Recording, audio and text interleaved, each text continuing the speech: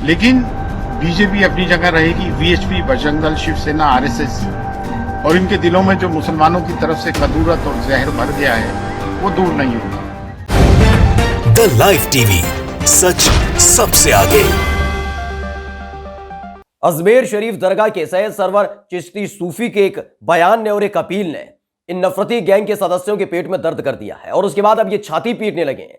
इन्होंने ये इस बात को मुद्दा बना दिया है कि आखिर कैसे एक सूफी इस बात की अपील कर सकता है कि मुसलमान मजबूत हो जाएं, आर्थिक तौर पर, सामाजिक तौर पर, क्योंकि इनकी नजर में तो मुसलमान को सिर्फ डाउन होना चाहिए, यानी गरीब होना चाहिए, अनपढ़ होना चाहिए, बेरोजगार होना चाहिए और इनकी गुलामी करने वाला होना चाहिए। और जिस सूफी ने यह अपील कर दी कि मुसलमानों को पढ़ा लिखा होना चाहिए, अस्पताल खोलने चाहिए, पत्रकार होना चाहिए, उसके बाद अब ये छाती पीटने लगे हैं और कहने लगे हैं कि सूफी आतंकियों से भी ज्यादा खतरनाक है। आज हम आपको पूरा वीडियो दिखाने जा रहे हैं कि किस तरीके से सूफी ने सिर्फ अपील की मुसलमानों के ताकतवर होने की और उसके बाद कैसे छाती पीटने लगे हैं नफरती गैंग के सदस्य और ये अंधभक्त। नमस्कार, मैं हूं प्रज्वल गौतम और आप देख रहे हैं द लाइव टीवी।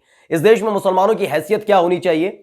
अगर आप इन नफरती गैंग के सदस्यों से पूछेंगे, आप पूछेंगे भाजपा के लोगों से या फिर पूछ लेंगे इन तमाम अंधभक्तों से, तो इनका कहना यही होगा कि मुसलमानों का मतलब होना चाहिए वो अनपढ़ रहे, बेरोजगार रहे, पंचर जोड़े, जी हां, वो डॉक्टर ना बन जाए, इंजीनियर ना बन जाए, और जो ये अपील करेगा वो आतंकी हो जाता है। जी हां, एक ऐसी ही अपील की थी बस। किसने? आपको बता देते हैं। अजमेर शरीफ जो दरगाह है उसके सैयद सरवर चिश्ती हैं, सूफी हैं, ये उन्होंने ये अपील कर दी कि मुसलमानों को एकजुट होना चाहिए, जो अत्याचार हो रहा है उसके खिलाफ आवाज उठानी चाहिए, मजबूत होना चाहिए, पढ़ा लिखा होना चाहिए, अस्पताल खोलने चाहिए, स्कूल खोलने चाहिए। बस यही बात अब इनको चुभने लगी है कि मुसलमान पढ़ा लिखा भी हो सकता है। और उसके बाद अब इन्होंने उसी सूफी को आतंकी करार दे दिया है। सबसे पहले आपको हम बयान सुनाएंगे और उसके बाद दिखाएंगे वो गंदा और अनर्गल ट्वीट जो अब इन अंधभक्तों की तरफ से किया जा रहा है और आतंकी घोषित करने की कोशिश की जा रही है लगातार। सबसे पहले वीडियो देख लीजिए। हमें अपनी उर्दू को लिंक लैंग्वेज बनाना है, उर्दू को लिंक लैंग्वेज बनाना है, एक कौम बन के उभरना है। हर शहर में अपना पैथोलॉजी लैब ट्रस्ट बनाकर अपनी डिस्पेंसरी, अपना हॉस्पिटल, अपने स्कूल, अपने कॉलेजेस, अपने यूनिवर्सिटीज, एक पैरेलल इंफ्रास्ट्रक्चर हमारा तैयार करना है। अगर ये गवर्नमेंट में चले भी जाते हैं बीजेपी, तो हम इनका तासुब खत्म नहीं होगा और हमें इस तासुब का मुकाबला इस तरह से होगा कि हमें सोशली, पॉलिटिकली, इकोनॉमिकली एम्पावर्ड होना पड़े। तो आप बता दीजिए इसमें गलत क्या कहा? गलत कहा क्या? कुछ गलत कहा? क्या अस्पताल नहीं खोलने चाहिए? क्या स्कूल नहीं खोलने चाहिए? क्या इन सब का अधिकार सिर्फ एक खास समुदाय को है, यानी हिंदुओं को ही हो सकता, आपको और हमको हो सकता, मुसलमानों को नहीं हो सकता? जी हां, नहीं हो सकता, क्योंकि इस देश के अंदर यह बना दिया गया है कि मुसलमान का मतलब अनपढ़, गवार और साथ ही साथ सिर्फ इस समाज का निचला तबका। यह इनकी सोच बना दी गई। और इन्हीं सूफी ने जब यह अपील कर दी तो उसके बाद उनका ट्वीट दिखाते हैं जो अंधभक्तों की तरफ से ट्वीट किया जा रहा है और इनको बताया जा रहा है आतंकी। सबसे पहले आपको दिखाते हैं। प्रशांत उमराव है, उन्होंने एक ट्वीट किया है, एक यूजर है, उन्होंने लिखा कि अजमेर शरीफ दरगाह के सैयद सरवर चिश्ती सूफी ने मोदी योगी को हराने के लिए बंगाल के पैटर्न पर उत्तर प्रदेश के मुसलमानों से वोट करने का फतवा दिया है। अपील की है, फतवा नहीं दिया। इसको भी आगे बताएंगे, भी इनको बताएंगे भी हम कि क्या होता है फतवा, क्या होती है धमकी। आगे लिखा है कि और कहा कि देश में सरकार के समानांतर मुसलमानों का अलग सामाजिक आर्थिक साम्राज्य खड़ा करना है। सूफी आतंकियों से भी अधिक खतरनाक है। तो आप सोचिए इनकी मानसिकता क्या है। यानी जो शख्स है ये, जिसने भगवा पट्टा अपने गले में पहन रखा है और ये लिखता है कि सूफी आतंकियों से ज्यादा खतरनाक है। इनको हरिद्वार के अंदर जो धर्म संसद हुई थी वो नजर नहीं आती। एक ट्वीट नहीं देखा होगा कि कैसे नफरत और जहर बोया जा रहा था, कैसे नरसंहार की बात की जा रही थी। इन्हें अपनी भाजपा की तमाम उन सांसदों का बयान याद नहीं आता है जो कहते हैं, जो खुलकर कहते हैं इस बात को कि हिंदुओं को अगर जीना है तो भाजपा को वोट करना है। इन्हें यति नरसिंहानंद नहीं दिखता है, जो सरस्वती, जो महामंडलेश्वर बन चुका है, जो मुसलमानों के खिलाफ जहर उगलता है, उसके खिलाफ नहीं बोलेंगे ये। उसके खिलाफ बोलने पर इनकी जुबान काट मार जाती है। यानी कि एक शख्स जो केवल अपील कर रहा है, जो खोल कर रख देता है पोल। जी हां, क्या कुछ कहा पहले सुनिए आरएसएस और वीएचपी के बारे में सूफी ने। आप लोग क्या समझते हैं कि अगर मोदी और योगी गवर्नमेंट चली जाएगी तो मुसलमानों के खिलाफ जुल्म और ज्यादती बंद हो जाएगी? इनका जाना तो खैर बेहद जरूरी है, और यूपी में मुसलमानों को अपनी अक्ल का और अपने ईमान का इस्तेमाल करना है। बंगाल के इलेक्शन को नजीर बनाकर ही वोटिंग करनी है, वोटों को बंटने नहीं देना है। ये बहुत क्रूशल इलेक्शन है। तो सैयद सरवर चिश्ती सूफी ने कहा है साफ तौर पर कि इनकी सोच कैसी है और इसमें गलत क्या कहा। क्या सोच नहीं है ऐसी? क्या इनकी सोच ऐसी नहीं है कि मुसलमानों के खिलाफ जहर उगलने वाली, नफरत वाली सोच नहीं है? यह सवाल इसलिए उठ जाता है क्योंकि आरएसएस और वीएचपी को लेकर जो खुलासा किया है, जो कहा है, जो अपील की जा रही है, वो गलत कहां है। आप पश्चिम बंगाल में जाते हैं, चुनाव लड़ते हैं, वहां जाकर मुसलमानों के खिलाफ जहर उगलते हैं जिससे हिंदू वोटर्स इनके साथ आ जाएं। आदिवासियों पर डोरे डालते हैं, ये देखा कि आप हिंदू हैं और मुसलमानों के खिलाफ जहर उगलिए। वो बात अलग है, मुंह की खानी पड़ी थी और उसी को आधार बनाया था सैयद सरवर चिश्ती सूफी ने।